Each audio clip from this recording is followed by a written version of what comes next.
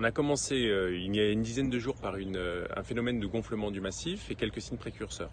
L'Observatoire a très bien enregistré cet épisode. Ensuite, samedi, une première crise sismique qui n'a pas donné lieu à une éruption. En revanche, lundi, il y a eu une éruption, comme vous le savez, qui a été précédée de précurseurs à très court terme, une 20-25 minutes de crise sismique.